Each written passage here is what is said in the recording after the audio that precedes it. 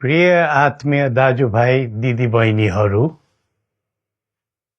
हामी नेपालीहरूको घर आँगनमा नयाँ वर्ष 2082 आइपुगेको छ। नयाँ घाम, नयाँ ज्योति, नयाँ उत्साह लिएर आएको नयाँ वर्षको उपलक्ष्यमा देश तथा विदेशमा रहे बसेका सम्पूर्ण नेपालीहरूको सुख र शान्तिको मङ्गलमय शुभकामना। हरेक नयाँ वर्ष नूतन आशा र विश्वास बोकेर आउने, तर वर्षको बिदाईमा एउटा घनघोर निराशाका बीच हुने गरेको धेरै साल भयो।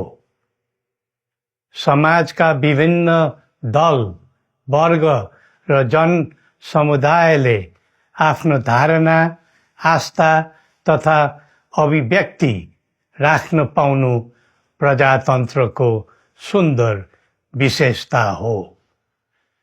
तर त्यस्तो धारणा र मान्यता प्रस्तुत गर्दा सबैले संयम अपनाउनु पर्दछ।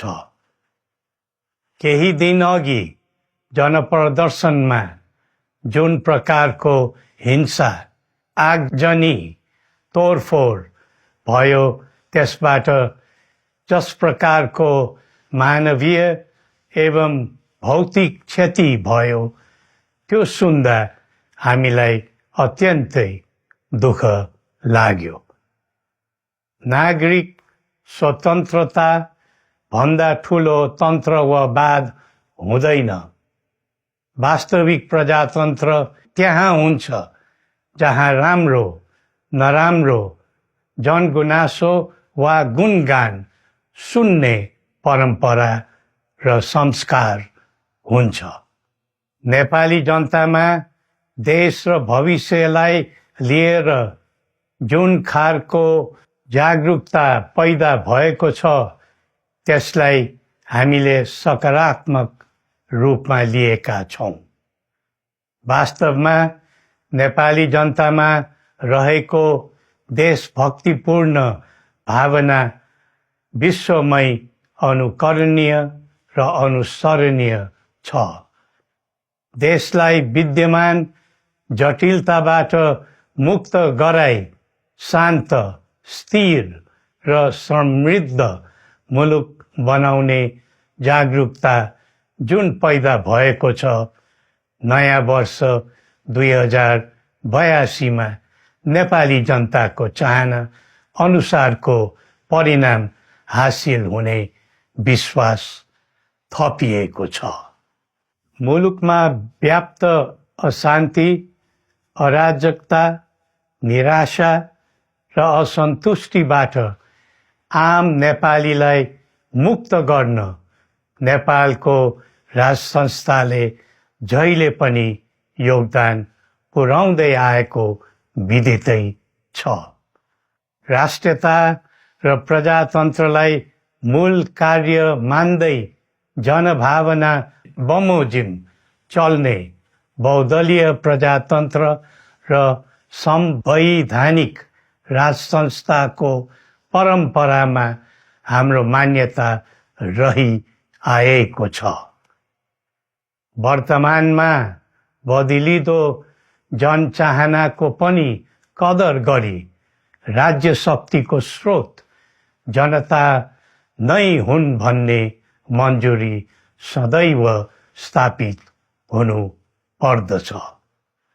राष्ट्र निर्माता श्री 5 बरामहाराज धीराजको दिव्य उपदेशलाई नै अबको राज्य सत्ताको मूल मन्त्र सोच्नुमा के होला? सन्तुलित कूटनैतिक सम्बन्ध र आत्मनिर्भर नेपालको परिकल्पना नै पृथ्वी पथको मूल सार हो। यही नै राजनीतिको मूलधार हुनु पर्ने हो। विश्वको बदलिँदो परिस्थितिलाई मनन गर्दै विश्वव्यापीकरण र स्वतन्त्र व्यापारका आधारहरूलाई चुनौतीको रूपमा लिँदै चरम आर्थिक मन्दी भोग्नु परिरहेको अहिलेको सन्दर्भमा नेपाल जस्ता विकासोन्मुख देशले आत्मनिर्भर अर्थतन्त्र निर्माणको कार्यमा अर्जुन दृष्टि लगाउनु पर्ने समय आएको छ। स्वदेशी स्रोत साधनको प्रयोगले स्वदेशमै उत्पादन गरी स्वदेशमै खपत गर्दै आन्तरिक अर्थतन्त्रको चक्रभित्रबाटै मुलुकको समग्र अर्थतन्त्र आत्मनिर्भर र चलायमान गराउनु पर्ने विश्व परिवेश निर्माण हुँदैछ भन्ने सङ्केतहरू देखा परिरहेका छन्। विश्वकै उत्कृष्ट यो भूमिमा बाँच्न समेत गाह्रो हुने स्थिति पैदा भएपछि बढ्दो युवा पलायनलाई रोकी युवा शक्तिको श्रम र सिपलाई स्वदेशमै उच्च उपयोग गर्नु पर्दछ। युवा स्वरोजगारको निम्ति अवसरहरूको खोजी गरी नेपालमै आय आर्जन गर्न सक्ने वातावरण तयार गर्नुपर्ने आजको पहिलो आवश्यकता बनेको छ। सबै नेपालीको तन, मन र ध्यान त्यसैमा लगाउनु परेको छ। विश्वभरि छरिरहेका नेपालीहरू एकताका सूत्रमा बाँधिन अब ढिला गर्नु हुँदैन। आफ्ना ज्ञान, सिप र सामर्थ्य मात्र होइन, त्यहाँ आर्जेको पुँजी, स्रोत र साधन समेत नेपालमै लगाउनु पर्दछ भन्ने भावना सबैमा जागृत गराउनु परेको छ। प्रकृतिले दिएको स्वर्ग जस्तै सुन्दर हिमवत् खण्ड नेपाल सिँगार्न र विकासको बिकुल फुक्न कसरी लाग्ने र लगाउने स्वदेश फर्क स्वदेश नै स्वर्ग भन्ने अभियान चलाउनु पर्ने आजको आवश्यकता भएको छ। जनभावना र चाहना बुझी मुलुकको समग्र संरचनामा नै हेरफेर र सुधारका कदम चाल्नुपर्ने तथ्य स्पष्ट देखिन्छ। शिक्षा, स्वास्थ्य र दैनिक कामकाजका पद्धति र प्रणालीहरूमा आमूल परिवर्तन र सुधार गरी यिनको आधुनिकीकरण अनिवार्य भइसकेको छ।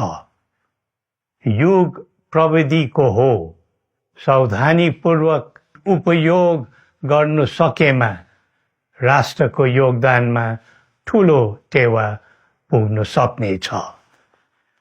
सुशासन र भ्रष्टाचार मुक्त प्रशासन मूल नारा हुनु पर्दछ। हामी अस्थिरता, अशान्ति, अराजकता, विपन्नता र भ्रष्टाचारको अन्त्य चाहन्छौँ। त्यसका निम्ति नेपाली जनताबाट हुने हरेक प्रयासहरूमा एकबद्धता रहनेछ।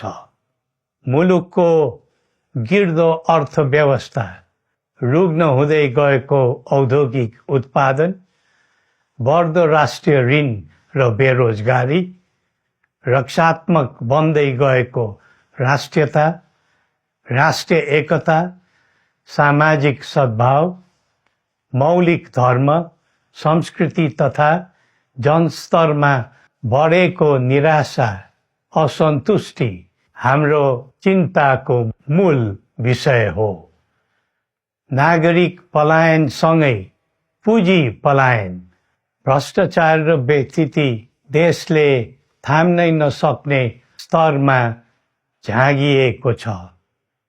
यो स्थितिमा नयाँ वर्षलाई उपलब्धिमूलक बनाउनु हामी सबै नेपालीको सामूहिक र एकताबद्ध प्रयास अपरिहार्य भएको छ। नेपाली बीच द्वन्द्व नहोस्, परस्पर अविश्वास र हिंसाको दुःखद मनोस्थिति नबनोस्, देशवासीहरू कुनै पनि नाम र न्युहुमा ध्रुवीकृत नबनुन् भन्नेतर्फ हामी सदैव सचेत र संवेदनशील छौँ। नेपालीको एकतामा नै नेपालको भविष्य निहित रहेको यथार्थलाई हामीले आत्मसात गरेका छौँ। सबैले यही वास्तविकतालाई आत्मबोध गर्नुपर्दछ भन्ने ठान्दछौँ। हाम्रा आह्वान हामी कसैको निजी स्वार्थपूर्तिका निमित्त होइन, कुनै खालको सैद्धान्तिकवाद वा विचारको होइन। समग्र राष्ट्रको स्वाधीनता, समग्र जनताको सम्प्रभुता तथा नेपाल र नेपालीको सुखमय प्रतिष्ठाको निम्ति हो। आफ्नै प्रकारको अग्रणी राष्ट्र हामीले नै बनाउने हो अनि आफ्नो स्वतः र अस्तित्व हामी आफैले उठाउने हो। संसार धेरै अघि बढिसक्यो, तर हामी यो वा त्यो वादको चक्रव्यूहमा फँसेका छौँ। नेपाल आमालाई केन्द्रमा राखेर हाम्रा विचार बन्नुपर्छ, हाम्रा कदम चल्नुपर्छ। हरेक समस्याको समाधान संवाद, सहमति, समन्वयन र सहकार्यबाट हुन सक्छ।